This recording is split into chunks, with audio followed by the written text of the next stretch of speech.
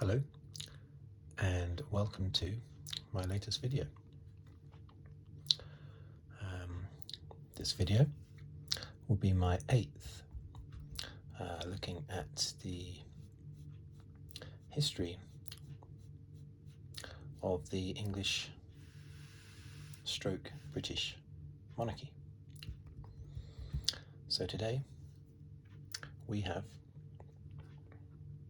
the first of the Danish Viking kings of England,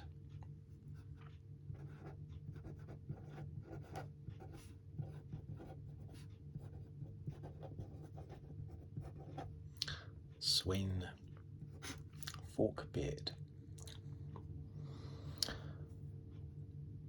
Now, he was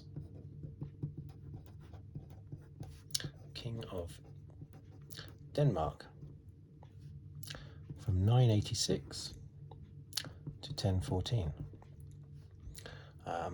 He rebelled against his dad,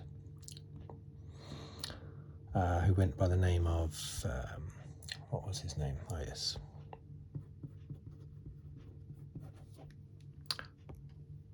Harold Bluetooth. Great names.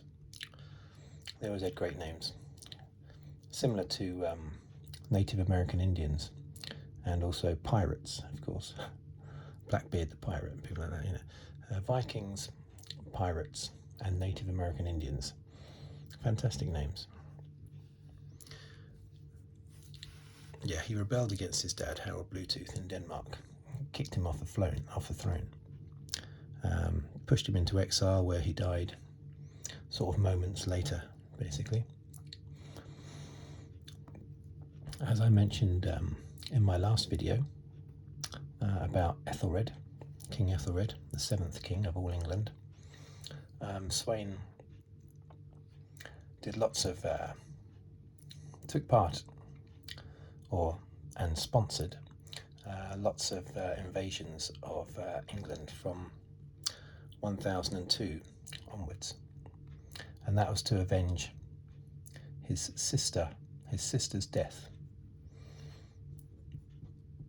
at the St. Brice's Day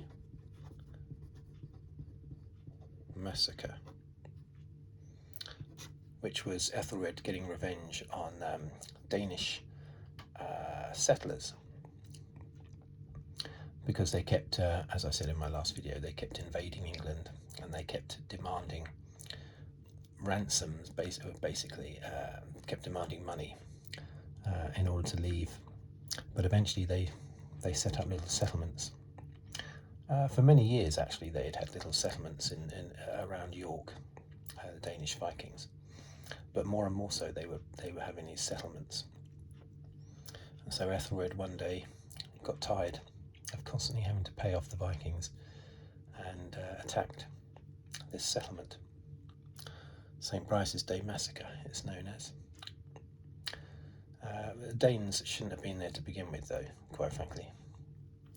But anyway, there were no doubt some atrocities committed, because they were attacking a settlement, so there would have been women and children there.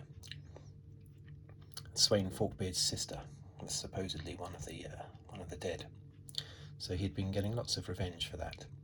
But then finally, in 1013, he launched a big attack in the north of England, and the local thanes, they accepted him because they were quite friendly towards the Vikings. English people up north were always a bit more sympathetic to the Vikings than down south. It was one unified country, but sort of only just. So when Sweyn moved south, he met a lot of resistance, especially in London, where Ethelred resisted himself, along with Thorkel the Tall.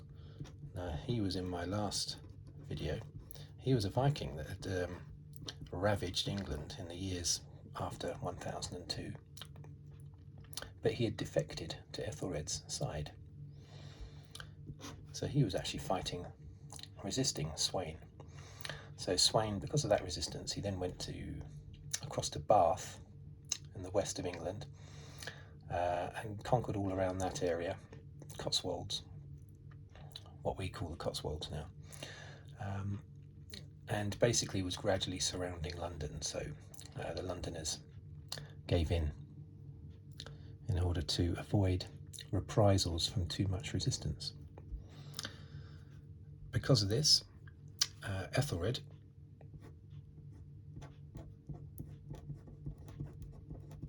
sent his two sons, Edward and Alfred, across to Normandy into exile.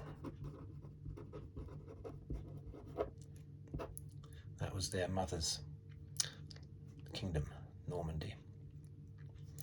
Edward, he would later become Edward the Confessor.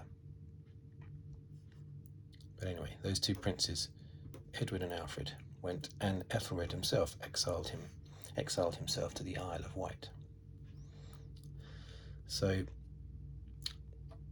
Sweyn, on Christmas Day,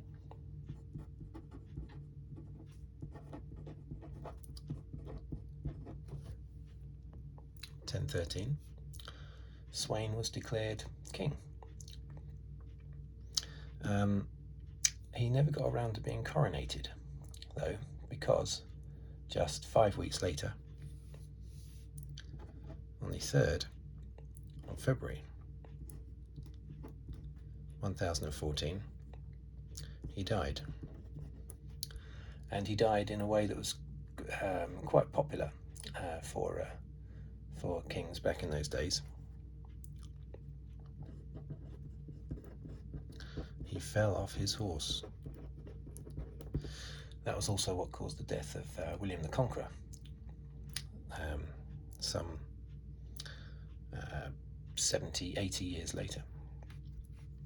Yeah, so he fell off his horse. It's a bit silly. So he was only king for 5 weeks. Now, because of that, his line hadn't been properly established. And so Ethelred came charging back from England, because the nobles in England, after just 5 weeks of Sweyn, they decided to have Ethelred back. Because, as I mentioned in my last video, I keep saying that, but it's true, Ethelred promised. He signed an agreement similar to the Magna Carta, but 200 years earlier than the Magna Carta, declaring that that he would limit his powers, basically, over the nobles. And because Ethelred agreed to that, he was allowed to come back. Harold, Sweyn's two sons, Harold II, he became King of Denmark, and the other son, Canute, was supposed to become King of England, but Ethelred came back and had so much support when he came back from the nobles, the Thanes, that Canute had no choice but to flee to back to Denmark. But he would be back, as you will see in a couple of videos' time. Canute would most definitely come back. Anyway, so there you go. Sweyn Forkbeard only reigned for about 5 weeks. Until he fell off his horse, basically. My next video, number 9, will be about the oldest surviving son of Ethelred. That's Edmund Ironside. Ethelred's two younger sons, Edward and Alfred, had already gone to Normandy, but the older one, Edmund Ironside, stayed in England.